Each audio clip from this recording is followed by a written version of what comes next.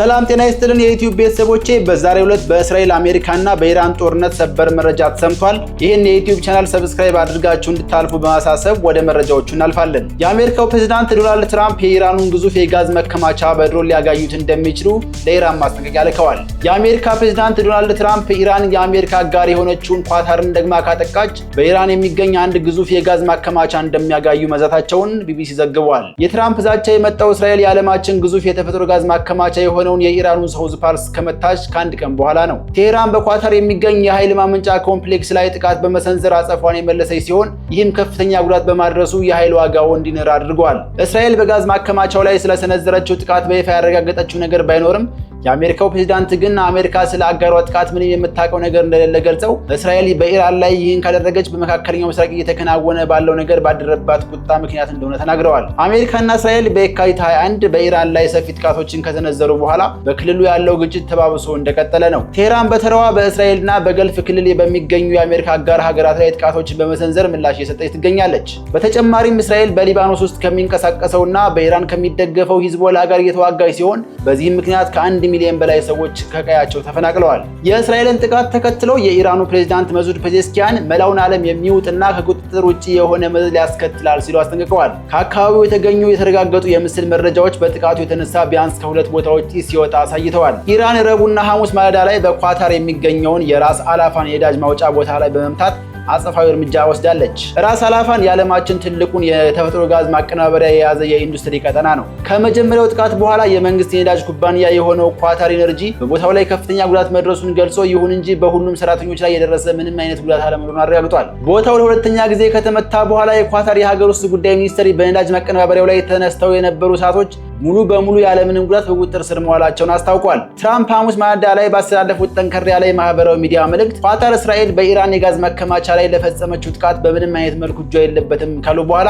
ኢራን በኳታር ራስ አላፋን ላይ የሰነዘረችውን ጥቃት ያለአግባብና ኢፍትሐዊ ነው ብለዋል። ኢራን በድጋሚ ኳታርን ካጠቃች አሜሪካ መላውን የሳውዝ ፓርስ ጋዝ ማከማቻ ኢራን አይታው በማታውቀው የጥፋት ኃይል በከፍተኛ ሁኔታ እንደምታጋየውም ዝተዋል። አክለውም በኢራን ላይ የሚኖረው የረጅም ጊዜ ተጽዕኖ ምክንያት ይህን ያህል የጥፋት እርምጃ መውሰድ ባልፈልግም የኳታር የተፈጥሮ ጋዝ በድጋሚ ከተጠቃ ግን እርምጃውን ለመውሰድ ወደ ኋላ አለም ብለዋል። ከትራምፕ መግለጫ አስቀድሞ ዎል ስትሪት ጆርናል ስማቸው ያልተጠቀሰ የአሜሪካ ባለስልጣን ጠቅሶ እንደዘገበው ፕሬዝዳንቱ በሳውዝ ፓርስ ላይ የተፈጸመውን ጥቃት የደገፉት ኢራን በሆርሙዝ የባህር መስመር ላይ የምታደርገውን የመርከቦች እንቅስቃሴ ገደብ እንድታቆም እንደ መልእክት እንዲሆናት በማሰብ ቢሆንም ከዚህ በላይ ተመሳሳይ ጥቃቶች እንዲቀጥሉ ግን ፍላጎት እንዳልነበራቸው ገልጸዋል። የኳታር የውጭ ጉዳይ ሚኒስትር ቃል አቀባይ በበኩላቸው እስራኤል ከኢራኑ ሳውዝ ፓርስ ጋር ተያያዥነት ያላቸውና የኳታር ኖርዝ ፊልድ ቀጣይ የሆኑ ተቋማትን ኢላማ ማድረጓ አደገኛና ኃላፊነት የጎደለው እርምጃ ነው ብለዋል። የተባበሩት አረብ ኤሚሬትስና ኦማንም ጥቃቱን በየፊናቸው አውግዘዋል። የኳታር መንግስት ኢራን በራስ አላፋን የነዳጅ ማውጫ ላይ የፈጸመችውን የመጀመሪያውን ጥቃት ድፍረት የተሞላበትና ለብሔራዊ ደህንነቷና ለቀጠናው መረጋጋት ቀጥተኛ ስጋት ነው ሲሉ ገልጾታል። ሚኒስትሩ በመግለጫው የኢራን አካሄድ የቀጠናው ሁኔታ ከልጡ ወደ ማጡ የሚገፋና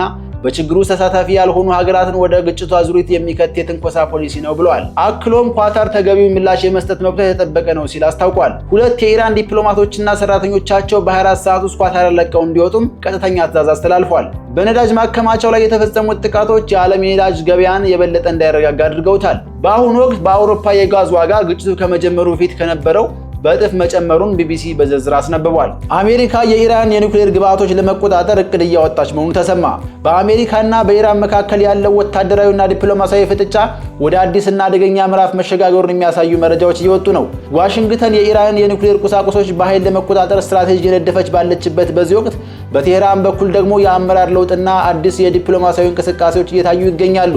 የሲቢሲ የዜና ወኪል የዋይት ሃውስ ምንጮችን ጠቅሶ እንደዘገበው የትራምፕ አስተዳደር የኢራን የኒውክሌር ግብዓቶችን ለመቆጣጠር ወይም ከሀገሪቱ ለማውጣት የሚያስችሉ መንገዶችን እየነደፈ ይገኛል። ይሄ እጅግ ምስጢራዊ የሆነ ኦፕሬሽን ልዩ ጥንቃቄ የሚሹ ተልእኮዎችን በሚያከናውነው የጋራ ልዩ ኦፕሬሽን ወይም ጂኤስኦሲ ሊፈጸም እንደሚችል ተጠቁሟል። ፕሬዝዳንት ዶናልድ ትራምፕ እቅዱ ላይ እስካሁን የመጨረሻ ውሳኔ ባይሰጡበትም የዋይት ሃውስ ቃል አቀባይ መሰል ዝግጅቶችን ለማድረግ የፔንታጎን መደበኛ ተግባር መሆኑን ግን ገልጸዋል። የትራምፕ ንግግርና የሆርሙዝ ባህረ ሰላጤ ማነቆ ቀደም ሲል የሆርሙዝን የባህር መስመር አሜሪካ በብቸኝነት እንደምትቆጣጠረውና የአጋሮቿን ድጋፍ እንደማያስፈልጋት ሲናገሩ የነበሩት ፕሬዝዳንት ዶናልድ ትራምፕ አሁን ላይ አቋማቸውን እያቀያየሩ እንደሆነ ተነግሯል። የባህር መስመሩ መዘጋት ዓለም አቀፍ የነዳጅ ቀውስ እያስከተለ መሆኑን ተከትሎ ፕሬዝዳንቱ አጋር ሀገራት ጣልቃ እንዲገቡ ጥሪ እያቀረቡ ይገኛሉ።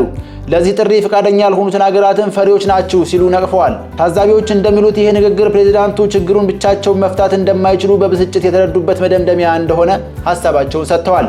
የኢራን አዲስ አመራርና የአክሲስ ኦፍ ሬዚስታንስ አቋም በኢራን በኩል ከጦርነቱ መጀመሪያ የካቲት 28 ወዲህ ለመጀመሪያ ጊዜ የቅዱስ ኃይል አዛዥ የሆኑት እስማኤል ጋኒ መግለጫ ሰጥተዋል። ጋኒ ለኢራን አጋር ታጣቂዎች ወይም አክሲስ ኦፍ ሬዚስታንስ ባስተላለፉት መልእክት ከፍተኛ አመራሮች መገደላቸውን እንቅስቃሴውን እንደማያዳክመውም ገልጸዋል። አክለውም የኢራን የርዕዮተ ዓለም መንገድ በአዲሱ የበላይ መሪ ሙጅተባ ካሚኒ ስር በጽናት እንደሚቀጥል አረጋግጠዋል። ሆኖም አዲሱ መሪ ሙጅተባ ካሚኒ ከተሾሙ ወዲህ በአካል አለመታየታቸውና መልእክቶቻቸውን በጽሁፍ ብቻ መውጣታቸው በቴህራን ፖለቲካ ላይ ጥያቄዎችን አስነስተዋል። ኢራን ለጃፓን ያቀረበችው የዲፕሎማሲ ጥሪ ውጥረቱን ለማርገብ በሚመስል መልኩ የኢራን የውጭ ጉዳይ ሚኒስትር ሰይድ አባስ አርጋኒ ለጃፓን መርከቦች የሆርሙዝ ሰርጥ ክፍት ሊሆን እንደሚችል ፍንጭ ሰጥተዋል። ጃፓን ይህንን እንደ መልካም አጋጣሚ ብታየውም የአሜሪካን ቁጣ እንዳትቀሰቅስ በከፍተኛ ጥንቃቄ የተንቀሳቀሰች ነው። የጃፓን ባለስልጣናትም የኢራንን እውነተኛ ፍላጎት በጥንቃቄ መመርመር አለብን ሲሉ ስጋታቸውን ገልጸዋል። እስራኤል በኢራን ዋና ከተማ ቴህራን ላይ ጥቃቷን አጠናክራ ቀጥላለች። በመካከለኛው ምስራቅ ያለው ግጭት ከወትሮ በበለጠ ከፍተኛ ደረጃ ላይ ደርሷል። እስራኤል በኢራን ዋና ከተማ ቴህራን ላይ የኢራን የሽብር አገዛዝ ኢላማዎች ናቸው ያለቻቸውን አካባቢዎች እያጠቃች መሆኑን የእስራኤል የመከላከያ ኃይል በይፋ አስታውቋል። ይህ ጥቃት የተፈጸመው እስራኤል በሊባኖስ ዋና ከተማ ቤሩት ላይ ተመሳሳይ የአየር ጥቃቶችን ከፈጸመች በኋላ ነው። እስራኤል በቤሩት ደቡባዊ አካባቢዎች ጥቃቱን ከመጀመሯ ጥቂት ቀደም ብሎ ንጹሃን አካባቢውን ለቀው እንዲወጡ ማስጠንቀቂያ ሰጥታ እንደነበረ ቢቢሲ ዘግቧል። በአጠቃላይ በክልሉ ያለው ሁኔታ እጅግ ተለዋዋጭ ሲሆን የአሜሪካ ወታደራዊ እቅድና የኢራን አዲስ የፖለቲካ አቅጣጫ የቀጣዩን ጊዜ የኃይል ሚዛን ሊወስኑ የሚችሉ ነገሮች ናቸው ተብሏል።